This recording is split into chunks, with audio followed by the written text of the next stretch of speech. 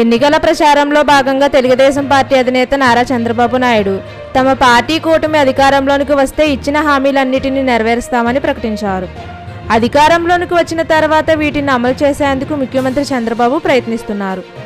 ప్రధానంగా మహిళలకు ఆర్టీసీ బస్సులో ఉచిత ప్రయాణం అమలు చేయాలని నిర్ణయించారు. ఆగస్టు నెలలో దీనికి సంబంధించి కీలక ప్రకటన రాబోతుంది.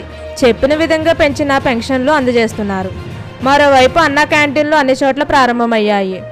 దశల వారీగా వీటిని రాష్ట్ర వ్యాప్తంగా విస్తరించనున్నారు.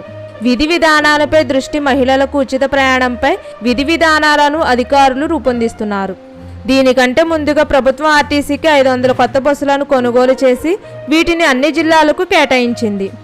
8 జిల్లాల పరిధిలో ఉన్న కడప ఆర్టీసీ జోన్కు 250 బస్సులు అందజేయగా కర్నూలు, చిత్తూరు, అన్నమయ్య, వైఎస్ఆర్, తిరుపతి, నంద్యాల, శ్రీ సత్యసాయి, అనంతపురం జిల్లాలకు మరో 250 బస్సులను కేటాయించింది.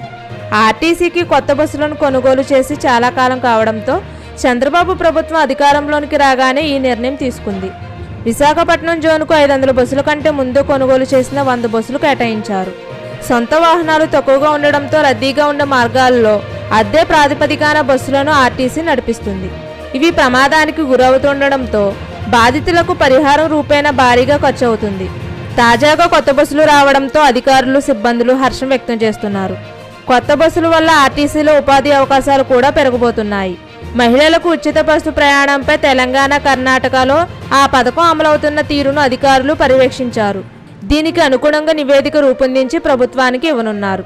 మొదటగా ఈ పథకాన్ని విశాఖపట్నం నుంచి ప్రారంభమవుతుందని రవాణా శాఖ మంత్రి మండిపల్లి రాంప్రసాద్ రెడ్డి ప్రకటించారు.